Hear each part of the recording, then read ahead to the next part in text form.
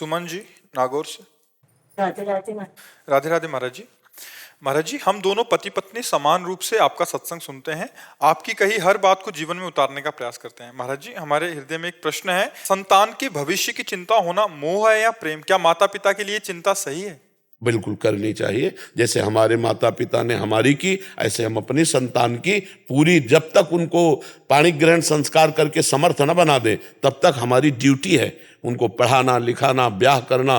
वो जैसे हमारे माता पिता ने हमारी संपत्ति को, अपनी संपत्ति हमारे लिए की, ऐसे हम वो संपत्ति उनके लिए दे। एक क्रम बना हुआ है कि हम अपने पुत्रों को संपत्तिवान, विद्वान, धर्मवान बना करके और फिर विरक्त होकर भजन करें, कोई बात नहीं, लेकिन इतना कर्तव्य करना चाहिए। अब देखो, जानकी जी का धनुष भंग देखो, परम ज्ञानी श्री जनक जी महाराज हैं, जब कोई धनुष नहीं उठा पाया तो व्यथित हो रहे नहीं कि अगर मैं ऐसा जानता तो मैं ये प्रण ही न करता। मैं अगर जानता कि पृथ्वी वीरों से शून्य हो गई है तो मैं अजगौ खंडन का प्रण ही नहीं करता, और विलाप करने लगे। तब लक्ष्मण जी भावावेश में उठे, उन्होंने कहा जहां रघुवंश मणि भगवान श्री राम बैठे वहां तुमने ऐसे वचन कैसे कह दिए? तुम क्या समझते हो पुराना अजगौ? अरे इस ब्रह्मांड को उठाऊं और कच्चे घड़े की तरह तोड़ दूं या रघुनाथ जी का आदेश पाऊं? लक्ष्मण जी भगवान से सा अवतार। तब जनक जी को शीतलता हुई और भगवान राम ने अजगो। तो बड़े बड़े ज्ञानियों को भी बेटा बेटी की चिंता होती है, ऐसा नहीं कि अपने कर्तव्य का पालन करने की चिंता होनी ही चाहिए। सविता शर्मा जी, मेरठ से। राधे राधे राधे महाराज जी। महाराज जी, मेरी भगवान की पूजा पाठ में रुचि है, करती भी हूँ, लेकिन विचार सकारात्मक होने की जगह नकारात्मक विचार ज्यादा हावी रहते हैं महाराज जी। अभी नाम जप करो, नाम जप से जब तक अंतःकरण पवित्र नहीं होगा तब तक ये लक्षण बने रहेंगे। ये पाप का लक्षण है। नकारात्मक सोच ये ज्यादा बढ़ जाए तो डिप्रेशन में पहुंचा दे और हर समय जलन पैदा करती रहती है, तो ये पाप का लक्षण है।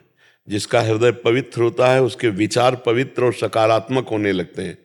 जहाँ श्री कृष्ण अनुकूलेन प्रतिकूलस्य विसर्जनम सूत तस्मा शास्त्रम प्रमाणम थे, शास्त्र प्रमाणित बात करनी चाहिए। तो जैसे हमारे मन में प्रतिकूल चिंतन आता है, विपरीत भावना आती है, तो ये पाप का लक्षण। हमारा अंतःकरण अभी मलिन है। हमको नाम जप करना चाहिए। नाम जप करे सब ठीक हो जाएगा, सब ठीक हो जाएगा। बड़े से बड़ा डिप्रेशन का बीमार आदमी भी यदि राधा राधा राधा राधा राधा नाम जप करे और फिर देखे ठीक होता है कि नहीं।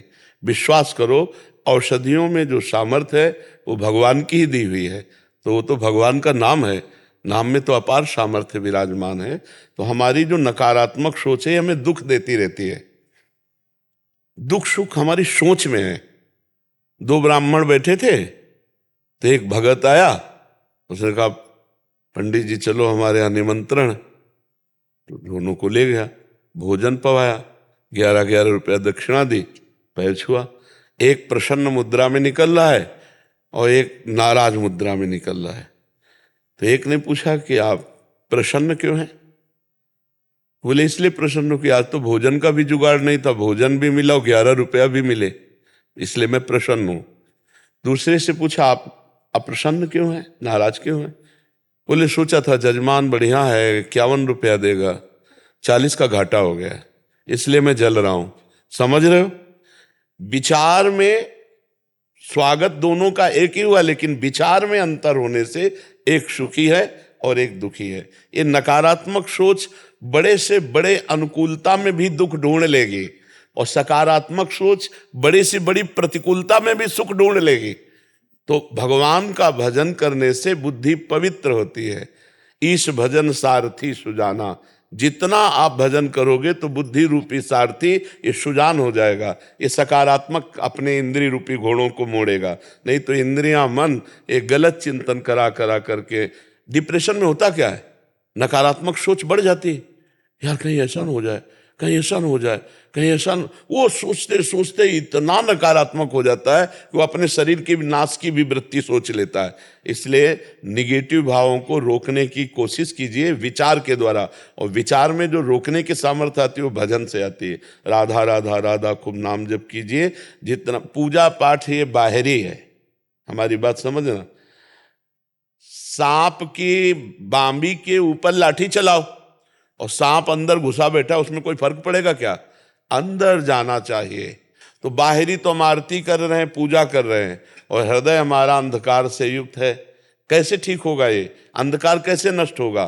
तो बोले राम नाम मणि दीप धरी, जीह दे हरि द्वार, तुलसी भीतर बाहिरहु जो चाहसी उजियार। यदि बाहर भी आनंद जान और अंदर भी आनंद चाहते हो तो जबान पे नाम रख लो, नाम निरंतर नाम जप करो, राम राम हरि हरि कृष्ण कृष्ण राधा राधा, जो नाम प्रिय हो। बिना नाम जप किए ये दुर्गति मन स्वयं करवाता रहता है।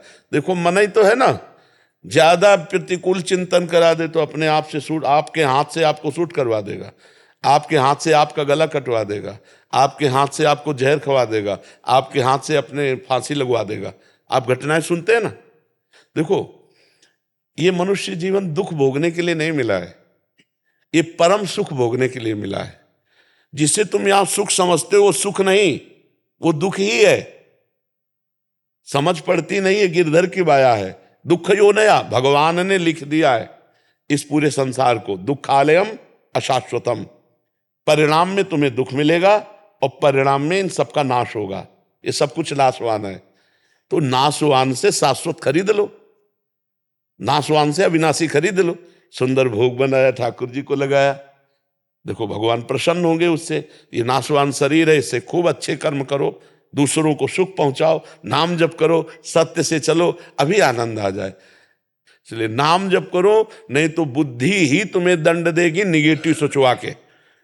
बेमतलब नकारात्मक सोच बेमतलब जलाती रहती है, कोई मतलब नहीं, और अंदर ही अंदर जलता रहता है इंसान। और सकारात्मक सोच आनंद देती रहती है। तो जब भजन करोगे तो सोच सकारात्मक हो जाएगी, और भजन विहीन जीवन नकारात्मक सोच में बढ़ जाता है। और वो इतना नकारात्मक, उसे हर जगह डर लगने लगता है, भय सता जाता है, चिंता, उद्विग्न, शोक, विषाद ये उसे घेर लेते हैं।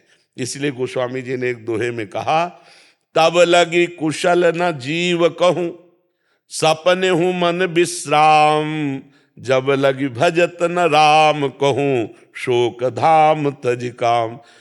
24 घंटे में तुम 24 मिनट हमें दे दो, सब ठीक होना शुरू हो जाएगा। क्या 24 मिनट? ठीक 24 मिनट घड़ी से देख के राधा राधा राधा राधा राधा राधा राधा, फिर आपके देखो 24 घंटे कैसे जाते हैं। 24 मिनट देने में क्या परेशानी? 24 घंटे में भगवान ने तुम्हें इतना बड़ा जीवन दिया है, और तुम्हें 24 घंटे में 24 मिनट केवल भगवान के लिए देने, वो भी परिणाम में लौटकर तुम्हारा ही मंगल होगा। 24 मिनट एकांत में बैठकर भगवान को सामने मानकर नाम जप करो और लिखते जाओ राधा राधा।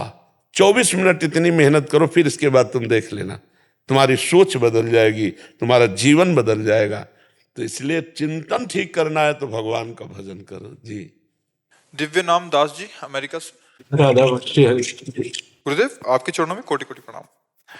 गुरुदेव मैं अपने जीवन में ऐसा क्या करूं कि काया वाचा मनसा से किसी भी समय स्थान परिस्थिति में किसी भी जीव के प्रति कोई भी अपराध ना बने? भगवान की शरण में हो जाओ। जब जीव भगवान की शरण में हो जाता है तो शरणागति का रंग चढ़ता है। जब रंग चढ़ता है तो सब में भगवान नजर आते हैं। जड़ चेतन जग जीव जत सकल राम में जान। सो अनन्य गति जाके असमति न टरे हनुमंत, मैं सेवक सचराचर रूप स्वामी भगवंत। फिर हम अपने स्वामी को कटुवचन कैसे बोल सकते हैं?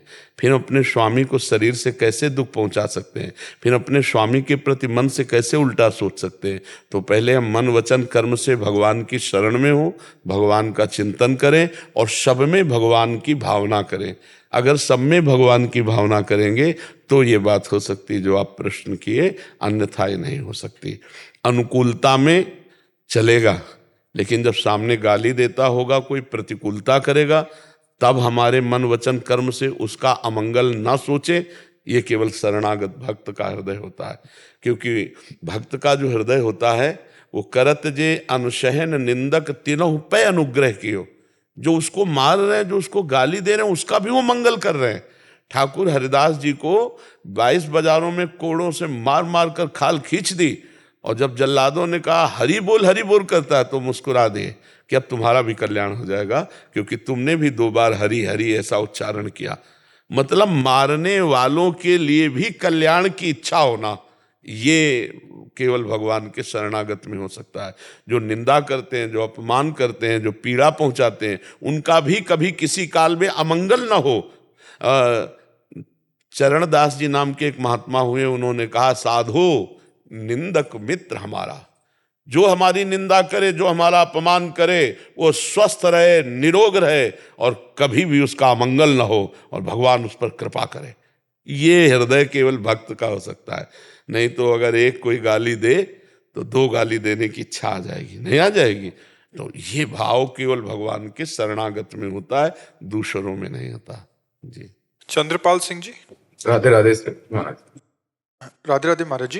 महाराज जी, मैं भारतीय नौसेना में पनडुब्बी में कार्यरत हूँ, जो उसमें रहती है महाराज जी। महाराज जी कह रहे हैं कि माता जी की आज्ञा से ही धर्मपत्नी और बच्चों को ड्यूटी स्टेशन पर, जहाँ अभी पोस्टेड है, वहीं रखा था। माता जी को लेकर गया था, बट वहाँ माता जी को गाँव की याद आई तो गाँव रहना पसंद किया तो वापिस आ गए। बट अभी बहुत मन होता है कि मैं पूरे साल माता की सेवा नहीं कर पाऊंगा। मन में बड़ी उलझन सी बनी रहती है और अपने आप में घृणित महसूस करता हूँ कि मैं माँ की अभी बहुत सेवा सुंदर, अच्छे भाव हैं। आपको धन्यवाद जो आप अपने माता पिता की सेवा की भावना इतनी सुंदर रखते हैं। पर यदि माता जी को गांव में सुख मिलता है, कुछ ऐसे स्वभाव होते हैं, जैसे गांव में पला है, गांव में ही रहा है, तो फिर उसको शहर और ये सब अच्छा नहीं लगता है। उनको सुंदर वायु और खुला वातावरण, ऐसा तो हमें लगता है अर्थव्यवस्था के द्वारा उनकी सेवा में त्रुटि ना होने पाए, ऐसा कर दो। और वो अगर गांव में रहना पसंद करते हैं तो उनको गांव में रहने दीजिए। और अर्थव्यवस्था तो कर सकते हो ना, तो अर्थव्यवस्था कर दो। और जब वो इस तरह की स्थिति में हो कि वो स्वयं अपनी कोई दिनचर्या नहीं कर सकती, तो फिर उनको अपने पास ले आओ। फिर उनकी भावना फिर नहीं देखी जाती, फिर उनकी सेवा देखी जाती है। जब तक वो स्वयं अपनी दिनचर्या परिचर्या कर लेती हैं शरीर की, तब तक अर्थव्यवस्था कर दो कि उनको कोई कम दुख ना पहुँचे, अर्थ संबंधी जो दिनचर्या में सामग्री संबंधी, और शरीर स्वस्थ है तो आनंद से रहने दीजिए। और जब ऐसा लगे कि अभी अपनी दिनचर्या नहीं कर सकती, तो या तब तक आप रिटायर हो जाए तो बात अलग है, नहीं फिर आप जहाँ तैनात हो। फिर अगले साल रिटायरमेंट था, लेकिन माता जी का आज्ञा थी कि आगे सर्विस करें। और नेमे शरण में संत का भी सानिध्य प्राप्त है, वो उनकी भी आज्ञा है कि आप आगे सर्विस। हाँ, लेकिन जब ऐसी माता जी की स्थिति हो तो रिटायर ले लेना और उनकी सेवा में गांव में ही पहुंचकर फिर सेवा कर देना, बहुत बढ़िया हो जाएगा। ठीक है, हाँ, धन्यवाद है। सब नौजवानों को अपने माता पिता के प्रति भगवत भाव रखना चाहिए। जो माता पिता का अपमान करते हैं, मारते हैं, तिरस्कार करते हैं, उनकी कहीं भी सदगति होने वाली नहीं, कभी वो उन्नति को प्राप्त नहीं हो सकते। माता पिता का आशीर्वाद बहुत बड़ा होता है। नहीं, हम अपने पिता की बात बताएं, जब हम बाबा जी बनने के लिए भागे तो पहले उनका रोष प्रकट हुआ जब हमको पकड़ा जहाँ मंदिर में। फिर जब हमने कहा चाहे मार चाहे डालो, ना घर जाएंगे और ना हम संसार स्वीकार करेंगे, हम भगवान के मार्ग में जाएंगे, तो पता नहीं एकदम उनका चैप्टर ही बदल गया दिमाग का। बहुत तो कट्टर स्वभाव के थे, धर्मात्मा पुरुष, भाई बहुत ही धर्म के। एक दाना किसी का हमारे घर नहीं आएगा, मतलब किसी भी तरह से किसी का प्रतिग्रह नहीं, बहुत ही धर्म के प्रति कट्टर स्वभाववादी थे। ऐसे छाती से लगाया, 13 वर्ष की अवस्था थी हमारी, राम राम राम राम 4-5 बार ऐसे किया और हमारी खोपड़ी पे हाथ रखा, कहा बच्चा जा, सच्चाई से चलना, जिंदगी में जहां बैठेगा वहां फूल बरसेंगे, जा। भगवान की कृपा से अब 55 की आयु लगभग होले जा रही है और पिता का आशीर्वाद कि जा ऊसर में बैठेगा तो भी फूल बरसेंगे, उनका आशीर्वाद। माता पिता देखो, माता पिता प्रसन्न हो गए तो महाराष्ट्र के जो ठाकुर जी है ना विट्ठल भगवान, वो माता पिता की सेवा से ही आए थे दर्शन देने के लिए। लेकिन आजकल बूढ़ी बूढ़ी माँ बूढ़े पिता उनको लात से मार रहे, चप्पल से मार रहे, ऐसे दुर्गति होगी ऐसे पुत्रों की। इसीलिए हम धन्यवाद आपको देते हैं। और सब नौजवान भाई, ए भाई, जब तुम लघुशंका करते थे अपनी माँ की गोद में शौच कर देते थे, तब उस माँ ने थप्पड़ नहीं जमाया, और आज वो बूढ़ी माँ अगर लघुशंका सोच कर देती बिस्तर पे तो तुम उसे कष्ट दो तो समझो भगवान तुम्हारी क्या उन्नति होने देंगे, फिर तुम्हारी अवनति पक्की है। इसलिए माता, हमारे यहाँ वेद में लिखा मातृ देवो भव, पितृ देवो भव, अतिथि देवो भव, ऐसे शब्दों से लिखा है। पहले लिखा होता था घरों के सामने लिखा होता था अतिथि देवो भव, ऐसे लिखा होता था। तो ये मतलब कलयुग का प्रभाव। इस नाम जप करो, बुद्धि शुद्ध करो, धर्म से चलो, तभी हृदय शांत रहेगा। नहीं, आज देखो बुद्धि शुद्ध, स्वच्छ लोग बहुत दिखाई देंगे लेकिन पवित्र नहीं होंगे। बुद्धिमान बहुत है लेकिन विवेकी नहीं है। शरीर बहुत तगड़ा है लेकिन बल नहीं है। आप देखो ये सब बातें आ रही ना, क्यों आ रहे हैं? क्योंकि हमारा आहार विहार, संयम नियम, ये सब बिगड़। हम आपको सच्ची कहते हैं, संयम नियम में बड़ी ताकत है। तुम भी संसार में जन्मे हो तो ऐसा तो नहीं है कि तुम्हें विपत्ति नहीं आएगी। आज सुखी हो तो कल दुख आ जाएगा, अभी दिन है तो फिर रात आएगी। तो तैयारी कर लो रात के पहले लाइट की।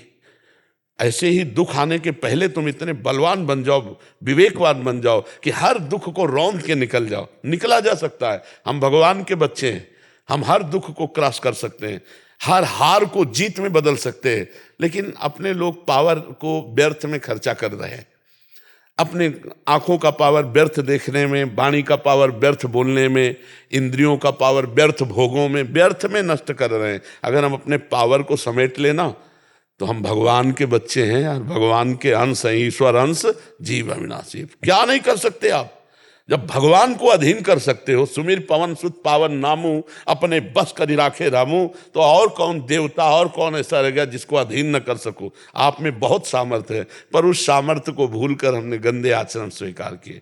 सब नाम जप करो, कोई भी मांस मदिरा, पराई माता बहनों की तरफ गंदी दृष्टि, कोई नशा, ये सब छोड़ दो, अभी आनंद आने लगेगा। गंदे आचरण करने वाला कभी आनंदित नहीं हो सकता। हर्षित जरूर हो सकता है, थोड़ी देर हर्षित होगा फिर शोकित हो जाएगा, लेकिन आनंद अखंड होता है। आनंद अखंड होता है, अखंड आनंद, विज्ञान आनंद, भगवद आनंद, प्रेमानंद। आनंद की प्रतिक्षण बढ़ोतरी होती है और हर्ष थोड़ी देर में बदल जाता है। जैसे थोड़ी देर कोई भोग भोगा, हर्षित हुए, फिर थोड़ी देर के बाद मन उससे उदास हो जाएगा, अगले भोग के लिए तैयारी करेगा। ऐसे हमारे जन्म के जन्म व्यतीत हो गए, हाथ कुछ नहीं लगा। समझना चाहिए बेवकूफ बनाया जा रहा है। मेरी इंद्रियां इस माया के संग से मुझे बेवकूफ बना रहे, मुझे उठना है। और उठ तभी सकते हो जब इंद्रियों के पावर को रोको, क्योंकि पावर के बिना उठ नहीं सकते और वो पावर खो रहे हो। पावर हम सब अपना जीवन को, बचपन से बच्चे लगे हैं पावर खोने में।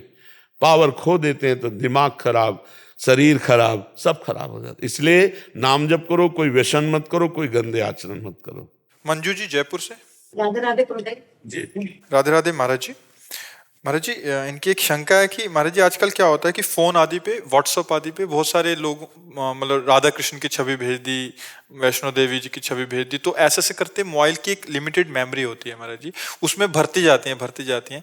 बट जैसे अभी जब उनको खाली करना होता है तो कह रहे कि बड़ा संशय होता है कि उसको डिलीट मार देंगे, कोई अपराध तो नहीं लग जाएगा? नहीं, उसमें क्या अपराध है डिलीट कर ऐसे अपराध थोड़ी है, ऐसे कोई अपराध नहीं। बहुत थोड़ा विशाल हृदय बनाइए, थोड़ी बुद्धि को प्रवीण कीजिए, ऐसे नहीं कि मतलब वो कह रहे हैं कि अंदर और हमारी तो प्रार्थना है कि मोबाइल का प्रयोग बहुत सावधानी से कीजिए, बहुत सावधानी से। कितने परिवार मोबाइल से बर्बाद हो रहे हैं। पहली बात तो वो जुआ खेलना, उसमें दिखाते हैं 5 मिनट में करोड़पति बन गया ये। अब ये नए नए बच्चे सोचते हैं बातें ही बन गई ना 5 मिनट में। अब पापा की जेब खाली कर, मम्मी की जेब खाली करके और सब गेम लगा दियो, जब हार गए तो सुसाइड सोचते हैं। अच्छा, और भी बात है, अब आपके पास मोबाइल है, आपका ब्याह हो चुका है, अब वो ऐसे ऐसे बनावटी रूप करके आपको दोस्ती का ऑफर देंगे और आप दोस्ती में आ गए तो मिट्टिया मेट हो जाएंगे, मिट्टिया मेट हो। बहुत संभाल के मोबाइल को, उसमें अपराध नहीं लगेगा डिलीट करने में, इसमें अपराध लगेगा, इससे बचो।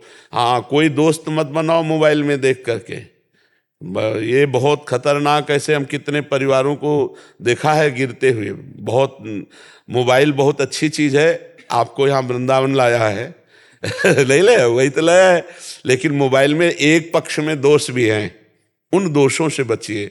गंदी बातें देखोगे, गंदे लोगों का संग भी कर सकते हो मोबाइल से, गंदी क्रियाएं को देख करके गंदी क्रिया करने की इच्छा जागृत हो सकती है। इसलिए सबसे प्रार्थना है, वो जो उसका निगेटिव पार्ट है उस पे मत घुसो, पॉजिटिव पार्ट। कभी किसी को सूचना देनी है, एम्बुलेंस, पुलिस, बहुत अच्छा है। सत्संग सुनना है किसी भी संत का, बहुत अच्छा है, बहुत अच्छे काम की चीज़ है। लेकिन उसका जो निगेटिव पार्ट है उस पर मत जाइए, वो बहुत खतरनाक है। नई नई बहुएं हैं, नए नए बच्चे हैं, और बस वो मित्रता का ऑफर होता है और अपने को करोड़पति अरबपति दिखा देते हैं। वो जा करके जब वहाँ गए तो वो करोड़पति ने एकदम ही फ्रॉड था, फिर वो तो मतलब खतरे में जीवन पड़ जाता है। इसलिए ऐसे मोबाइल से देख के ना तो बच्ची कोई दोस्त बनावे, ना बच्चा बनावे, ना बहू बनावे, नहीं तो बहुत खतरनाक है। इसलिए थोड़ा निगेटिव पार्ट जो मोबाइल में है उससे बचा जाए। मल्लिका संदीप कुमार जी। राधे राधे प्रभु जी। राधे राधे महाराज जी। महाराज जी कह रहे हैं कि पिछले 14 साल से ये अपने व्यक्तिगत और प्रोफेशनली बहुत डिस्टर्ब चल रहे हैं, क्योंकि कह रहे हैं कि जो अच्छा कार्य करते हैं या प्रार्थना करते हैं तो उसका बहुत समय बाद इनको परिणाम नजर आता है, बट कुछ भी रॉन्ग कर दें, नेगेटिव कर दें, गलत कर दें तो उसका परिणाम बहुत जल्दी आ जाता है। कैसे? कत्ल किया तो 10 वर्ष तो मुकदमा चलता रहता, फिर इसके बाद 20 वर्ष की सजा होती। समझ रहे ना? कौन सा ऐसा कार्य है कि तुरंत करो तुरंत परिणाम मिल जाए? हमें बताओ। कोई भी अगर गलत आचरण भी करता है तो पुलिस ले जाती है, कार्रवाई होती है, मुकदमा चलता है, 6 महीने, साल भर, किसी किसी का तो 10-10 साल मुकदमा घसीट जाता है, फिर फाइनल में आता है कि फांसी दो या सजा मिले। किसान खेती बोता है तो तुरंत फसल काट लेता है क्या? तो फिर आप कैसे ऐसे प्रमाणित कर सकती है कि सत्कर्म जो है बहुत विलंब से फल देता है और असत्कर्म तुरंत फल देता है? ऐसा कैसे हो सकता है? ऐसा नहीं होता है। ऐसा नहीं है, आपकी सोच में फर्क है, ऐसा नहीं है। नहीं तो अगर नकारात्मक क्रियाओं के तो जितने पापी लोग हैं सब कुछ होता है क्या? कुछ नहीं होता। सालों मुकद बहुत से ऐसे लोग हैं पापाचरण करते हैं। आप ही सोचिए, आपने ही इस जन्म में कितने पापाचरण किए, क्या तुरंत उनका परिणाम आ गया क्या? तो आप पुण्य करेंगे तो तुरंत परिणाम आ जाएगा क्या? पुण्य का, भगवत चिंतन का तुरंत परिणाम यह है कि आपके पाप नष्ट होंगे, आपके हृदय में जलन होगी, आपके मन में बहुत सी तरंगें पाप आचरण की उठेंगी, वो निकलेंगी। और जब ये पूरा पाप नष्ट हो जाएगा तब आपको भजन करते करते रोना आने लगेगा, आनंद आने लगेगा, प्रभु से प्रेम होने लगे। पर इसमें समय लगेगा, और अगर कामना करते हो तो फिर उतना भजन करना पड़ेगा जितने की कामना है आपकी, फिर उसकी कामना की पूर्ति होगी। ऐसे थोड़ी होता कि भगवान से मांगा और भगवान दे देंगे। क्यों दे देंगे? तुम भगवान को क्या मानते हो भाई? क्यों दे देंगे? भगवान ने जितना दिया उसका तो दुरुपयोग कर रहे हो, आगे क्यों दे देंगे? बुद्धि दी, मन दिया, उसे तो पाप कर रहे हो, उससे तो मनमानी आचरण कर रहे हो। भगवान ने ही तो दिया है, तो और देने की योग्यता। 100 रुपया दिए जाए, सही ढंग से खर्चा करो, 1000 का अधिकार हो गया। 1000 सही तो 1 लाख का अधिकार हो गया। यहाँ तो 100 रुपया ही बर्बाद कर दिए।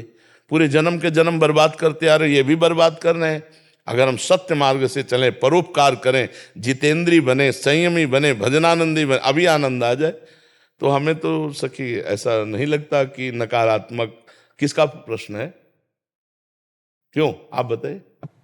जैसे कि लोग बहुत फायदा उठाते हैं, जो एक इंसान धर्म से चलता है, अच्छे कर्म करते हैं, लोग उसका फायदा उठाने की कोशिश। तो हम तो पूरे जीवन में हाथ जोड़े तैयार, हमारा हमसे फायदा ही ले लो सब लोग। हम तो चाहते हैं कि हमारा जीवन तभी सार्थक है जब हमसे लोग फायदा उठा लें। क्यों? शरीर शोषण की बात अगर है तो वो फायदा नहीं है, वो राक्षस है। चाहे कोई भी हो, उसको कानून के द्वारा दंड दिया जाए, हम इस बात में सम्मिलित नहीं। लेकिन हमारे गुण से, हमारे वस्तु से, हमारे धन से, हमारे आचरणों से अगर किसी को फायदा होता है तो हमारा जीवन धन्य है। समझ रहे ना? अगर वो शरीर शोषण की बात है, आपका स्त्री शरीर है, अगर उसे फायदे से जोड़ रहे तो कानूनी सहयोग लेकर के उसे दंड देना चाहिए, कोई भी हो। अगर हमारे गुण से, हमारे व्यापार से, हमारे व्यवहार से, हमारे वचनों से किसी को फायदा होता है, अच्छी बात है। कबीरा खुद को ठगाइए, इससे हमें लाभ मिलेगा, भगवान की कृपा मिलेगी। आप समझ रहे हो ना? हाँ, हम दूसरों के काम आ जाए, है जिंदगी उसी की जो औरों के काम आए ना। हाँ, ये बहुत बड़ी रहस्य की बात है। परहित सरिस धर्म नहीं भाई। हमारे वचन से, हमारे आचरण से, हमारे व्यापार से, हमारे कर्म से अगर किसी को लाभ मिलता है तो भगवान ने हमारा जीवन धन्य कर दिया। किसी और को सुख मिले, दुख तो नहीं देते ना, तो हमारे को कोई क्या ठगेगा। बात समझो, भगवान से जब हम जुड़े तो क्या ठगेगा। इधर से तुम थोड़ा नुकसान करोगे, बहुत बड़ा लाभ प्रदान कर देगा। तो हमें लगता है कि थोड़ा सोच को पॉजिटिव किया जाए। निगेटिव सोच आपको ही डिप्रेशन में डाल देगी कि मैं तो सबके लिए अच्छा करती हूँ, सब मेरे लिए बुरा करते हैं। धीरे धीरे धीरे आप अपने से भी डरने लगेंगी। आपकी सोच ही आपको परेशान कर देगी। इसको काटिए विवेक के द्वारा और इसको पॉजिटिव कीजिए, नहीं तो परेशान। निगेटिव सोच ही तो डिप्रेशन में पहुंचा देती है।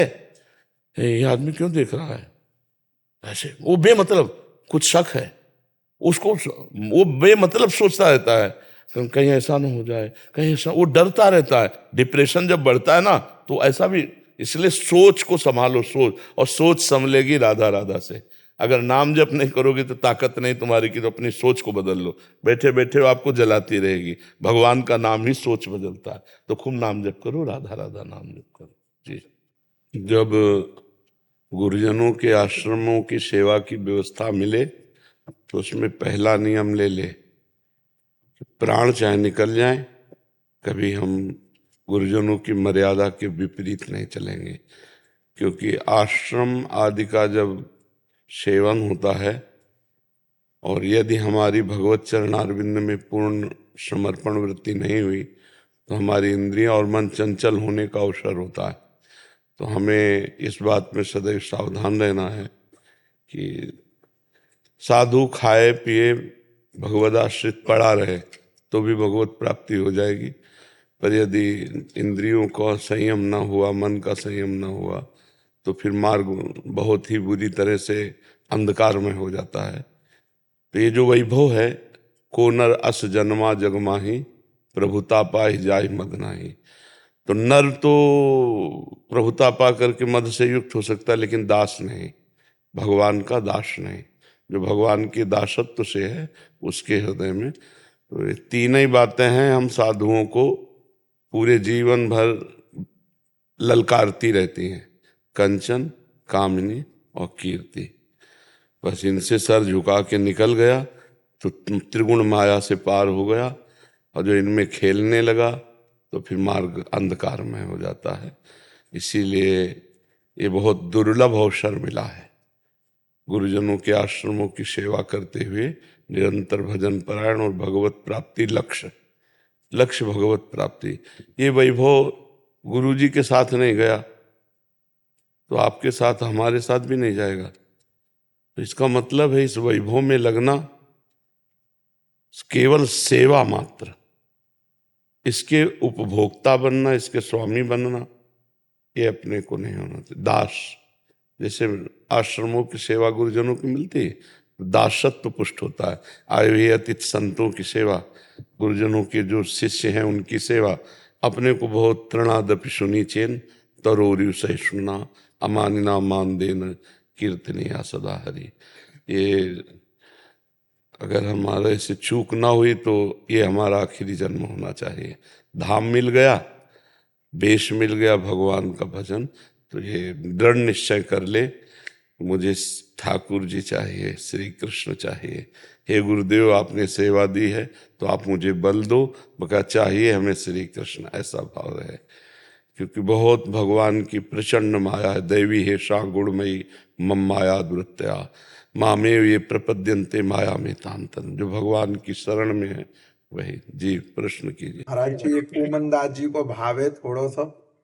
अरे माई मेरो श्याम लगयो संग डोले, माई मेरो श्याम लगयो संग डोले, जित जाऊं उत ठाड़ो ही पावे, जित जाऊं उत आड़ो ही पावे, आड़ो ही पावे श्याम ठाड़ो ही पावे। और बिना बुलाए बोले, हाँ बिना बुलाए बोले, माई मेरे श्याम लाग्यो संग डोले, माई मेरे श्याम लाग्यो संग डोले। कहा करूं नैना बड़े लोभी, कहा करूं नैना बड़े लोभी, नैना लोभी नैना लोभी नैना लोभी नैना लोभी, बस की ने बिन बोले हो, हारे बाबा बस की ने बिन बोले, माई मेरे श्याम लाग्यो संग डोले, माई मेरो श्याम लाग्यो संग डोले।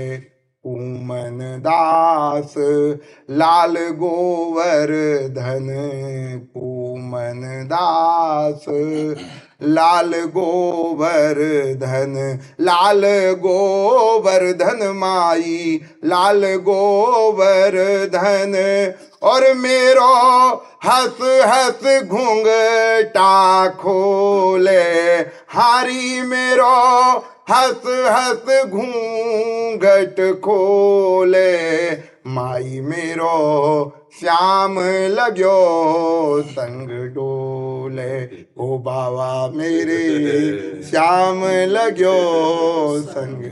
जय जय गिरिराज धरन की जय हो। प्रोफेसर डॉक्टर मुकेश खेर जी, आईआईटी दिल्ली।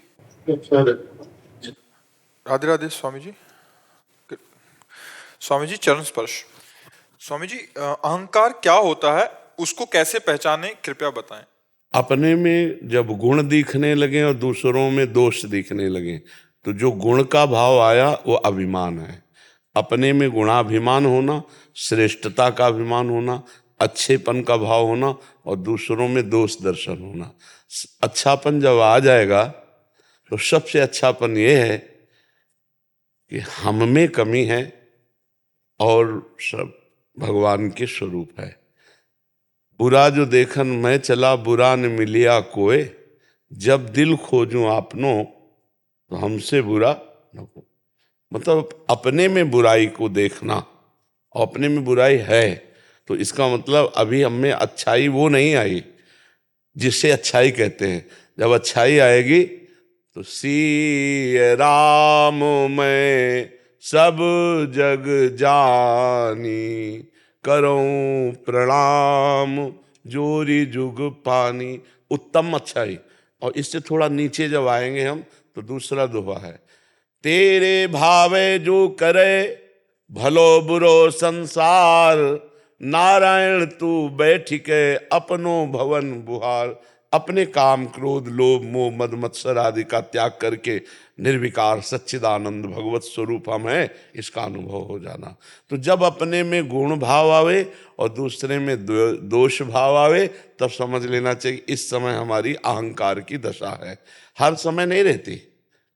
जैसे काम है, क्रोध है, लोभ है, तो मद है, ये हर समय नहीं रहते। भगवान ने कहा है कि आगमा पाइनो अनित्यास्तास्ति तिक्षस्व भारत, मात्रा स्पर्शास्तु कौन्तेय शीतोष्ण सुख दुखदा आगमा पाइनो।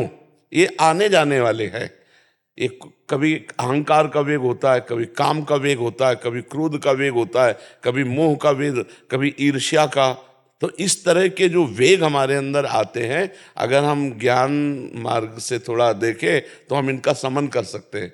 क्योंकि ये मेरे में नहीं आते, ये अंतःकरण में आते हैं। और अंतःकरण के हम जानने वाले हैं, तो हमारे में तो कभी कोई विकार आ ही नहीं सकता है। चेतन अमल, अमल माने निर्विकार, ईश्वरंस जीव अविनाशी, चेतन अमल सहज सुख राशि। हम मल को स्वीकार करते हैं। अंतःकरण में, शरीर में जो भी विकार आते हैं उनको मैं स्वीकार करता हूं कि ये मेरे में आए, तभी मैं पतित हो जाता हूं। नहीं तो शरीर और अंतःकरण और स्वभाव, स्थूल सूक्ष्म कारण, तीनों शरीर मेरे यात्रा के लिए है, लेकिन मैं नहीं हूं शरीर। जैसे मेरा स्वभाव, मेरा मन, मेरा तन, ये ऐसे ही हमसे दूर हैं जैसे मेरा मकान। पर अज्ञान के कारण हम इतना तन्मय हो गए हैं कि शरीर और अंतःकरण के विकारों को हम अपने में देखते हैं।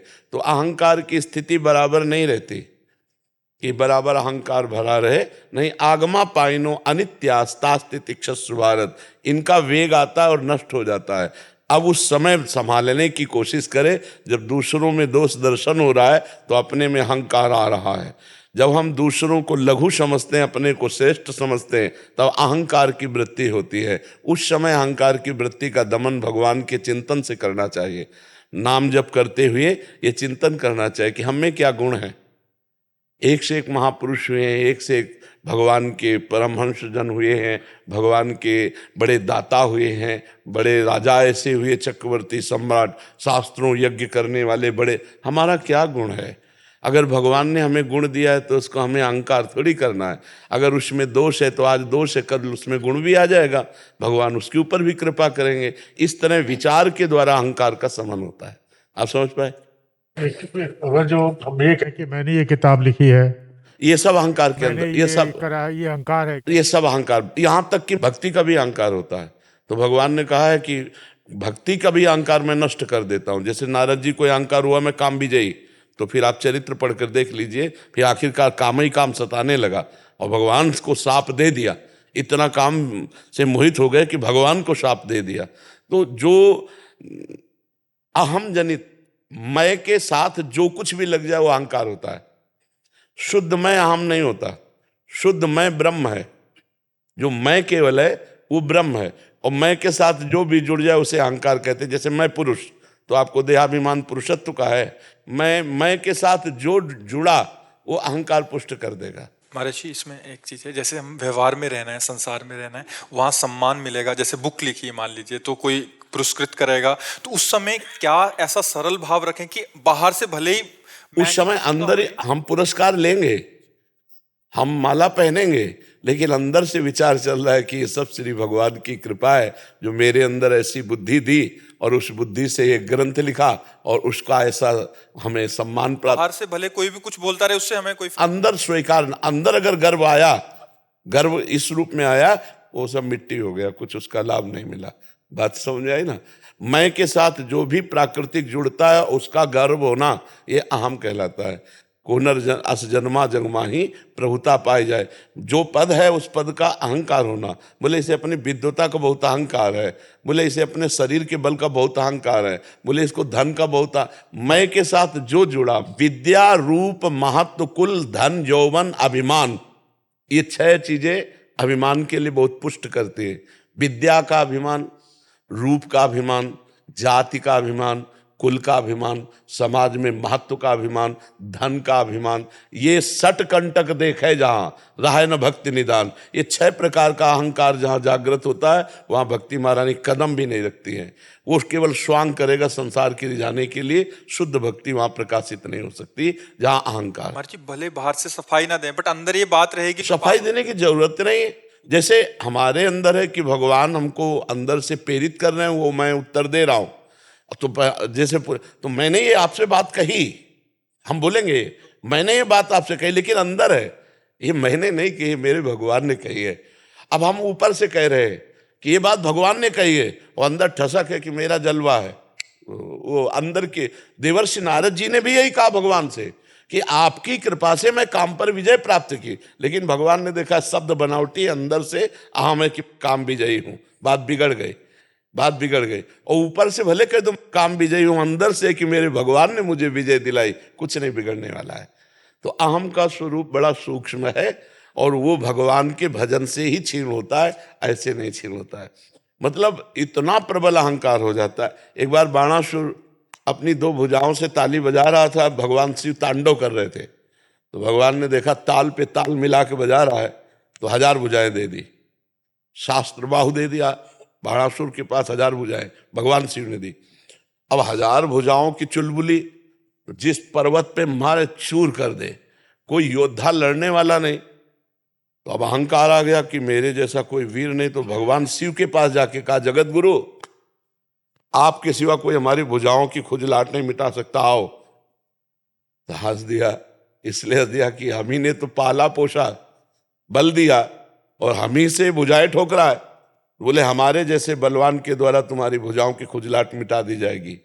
तो जब उषा और अनिरुद्ध जी का प्रेम संबंध हुआ तो भगवान श्री कृष्ण ने चढ़ाई की और फिर सब भुजाएं सुदर्शन के द्वारा, तो जब 4 रह गई तो भगवान शिव आगे आके खड़े हो गए। बस तो कहा प्रभु हम तो आपकी आज्ञा का पालन ही कर रहे हैं। तो अहम इतना प्रबल है कि अपने गुरुदेव से भी ताल ठोक सकता है। उन्हीं के द्वारा दी हुई विद्या से उन्हीं को नीचा दिखाने की कोशिश कर। अहम बहुत विचित्र है और बड़ा सूक्ष्म है, और अहम जिसके अंदर जागृत होता है वो जान नहीं पाता। वो वही जान पाता है जो भजन कर रहा है। भजन कर रहा है तो बीच में भजन आप बताता जाएगा कि इस समय आपके यहाँ अंदर अहंकार का वेग है, इस समय आपके अंदर काम का वेग है, इस समय आपके अंदर ईर्ष्या का वेग है। और भजन नहीं है तो बुद्धि मलिन होती है, वो निर्णय जल्दी नहीं कर पाती। हो सकता है वो बाद में निर्णय करे कि यार तुम्हें अहंकार था, तुम ऐसा बोल गए, वो बाद में लेकिन तत्काल निर्णय पवित्र बुद्धि करती है। और वो पवित्र बुद्धि होती ईश भजन सारथी सुजाना। भगवान का नाम जप करने से बुद्धि पवित्र हो जाती है और अहंकार भी गलित हो जाता है। जी समझ में आया? अजीत सक्सेना जी कलकत्ता से। राधे राधे। राधे राधे स्वामी जी, नमन। महाराज जी, पुनर्जन्म मिलेगा या नहीं, या किसी निम्न योनि ये तो यानी पशु जैसे श्वान शुकर ये तो जा सकता है? अपनी छाती जानती है। यदि कोई वासना है और कहीं आसक्ति है कहीं भी, तो आना पड़ेगा। भरत जी चक्रवर्ती सम्राट पद त्याग कर, अपनी रानी अपने पुत्रों को त्याग कर गंडकी नदी के किनारे भगवान की प्राप्ति के लिए भजन किए। तो एक दिन गंडकी नदी में खड़े सूर्य भगवान को अर्घ दे रहे थे। इतने में एक गर्भवती हिरणी जो बिल्कुल महीने पूरे हो चुके थे, वो पानी पीने आई। पीछे से सिंह ने दहाड़ किया तो भयभीत होकर छलांग मारी, तो छलांग से जो गर्भ है वो जल में गिर गया, हिरणी उधर जाके मर गई। परम दयालु भरत जी ने देखा कि उसकी माँ तो मर गई, अब इसको पालेगा कौन? और वो बह के जा रहा था, दौड़ के कूद कर बच्चे को हृदय से लगाया। ऐसा हर सहृदय पुरुष को करना ही चाहिए। अब उसको अपने झोपड़ी में ले गए और 3 दिन 4 दिन रखना चाहिए, इसके बाद छोड़ देना चाहिए, क्योंकि वो बहुत चंचल, बहुत जल्दी समर्थ हो जाता है, वो अपने झुंड में मिल जाता।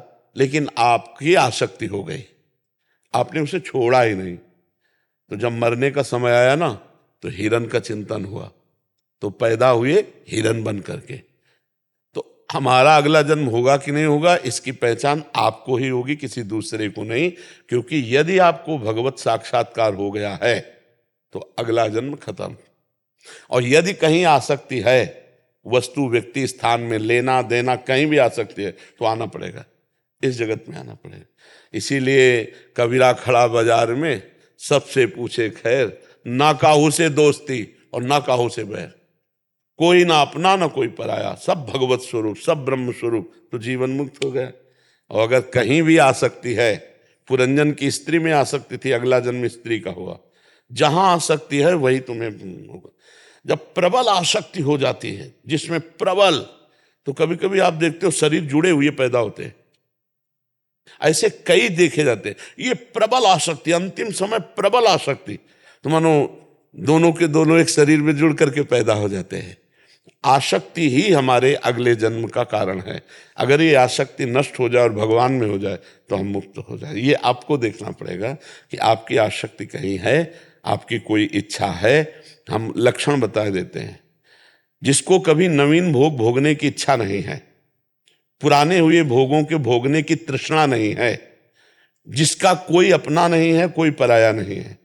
जैसे मीरा जी, मेरे तो गिरधर गोपाल दूसरो, जैसे तुलसीदास जी महाराज, एक भरोसो एक बल एक आस विश्वास, एक राम घनश्याम हित, चातक तुलसीदास। खत्म खेल, खेल खत्म, अब जन्म नहीं होने वाला। तो ये बात आपको देखनी। नवीन भोग भोगने की इच्छा नहीं, भोगे हुए भोग को तृष्णा कहते हैं। तृष्णा नहीं, और हमारी किसी से शत्रुता नहीं, अजात शत्रु, और हमारी किसी से मित्रता नहीं, ना किसी से मित्रता ना किसी से शत्रुता, सब में अपने भगवान का भाव और निरंतर भगवान का स्मरण। तो अब अगला जन्म नहीं होगा। महाराज जी, उसमें जो दूसरा पार्ट है कि ये जो कहते हैं शास्त्र सम्मत कि योनि में गिर भी सकते हैं, पशु योनि में भी हो सकता है, वो मतलब कुछ ऐसे कर्म बन गए जिसमें शुकर बनना पड़े या स्वान बनना पड़े, ऐसा भी संभव है? हाँ हाँ, बिल्कुल बिल्कुल बिल्कुल पक्का बन। जैसे जैसे उदाहरण में है, इतिहास से ही उदाहरण दिया जाता है। महाराज नहुस अपने कर्म के प्रभाव से देवराजेंद्र बने, और वहां सची के साथ गलत आचरण करने की चेष्टा का भाव आया तो फिर अजगर की योनि को प्राप्त हो गए। सीधे देवराजेंद्र के पद से ट्रांसफर हुआ अजगर योनि में, सीधे ट्रांसफर हुआ। जैसे हमारे आचरण है वैसा हमको भी फल मिलेगा। इसीलिए विध्वंस कर दो अपने किए हुए कर्मों को, भगवान के भजन के द्वारा मिटा दो अपने दुर्भाग्य को और नए भाग्य की रचना लिखो। मनुष्य शरीर ये नए भाग्य की रचना के लिए, हमारे भाग्य में थोड़ी लिखा था कि हम भगवत प्राप्ति करेंगे। भजन के बल से भाग्य को बदल। भाग्य क्या है? पूर्व किया हुआ कर्म। भाग्य किससे बनता है? कोई देवता थोड़ी है वो, हमारा ही पूर्व का किया हुआ कर्म है। तो आज हम प्रायश्चित कर सकते हैं, आज हम प्रायश्चित कर सकते हैं, उसका अपने पाप का प्रायश्चित कर सकते हैं। हम तपस्या के द्वारा, व्रत के द्वारा, नियम के द्वारा, भजन के द्वारा, अच्छे आचरणों के द्वारा, परोपकार के द्वारा हम अपने भाग्य को बदल सकते हैं। मनुष्य जन्म इसीलिए मिला, नहीं तो सुअर कुत्ता और हमें अंतर क्या रहा? वो अपने प्रारब्ध को भोग रहा है, हम अपने प्रारब्ध को भोग रहे हैं। नहीं, हम प्रारब्ध को मिटिया मेट करेंगे, प्रारब्ध को विध्वंस करेंगे, भगवत प्राप्ति करेंगे। हम भगवान के अंश हैं, भगवान के बच्चा हैं। तो ये ठसक रख करके खूब भजन करे तो मिट सकता है, नहीं तो फिर कुछ भी बनना पड़ सकता है, कुछ भी। जो हमारे कर्म के अनुसार होगा फिर तो मिलेगा ही ना। अब इसीलिए डरना चाहिए कि अब हम कम से कम मनुष्य बने, हे सुअर कुत्ता ना बने। कम से कम ऐसे आचरण करें। ये जो बकरा बकरी मुर्गा खाते हैं ना, ये मुर्गा ही बनेंगे अगले जन्म, और छुरी इनके भी चलेगी।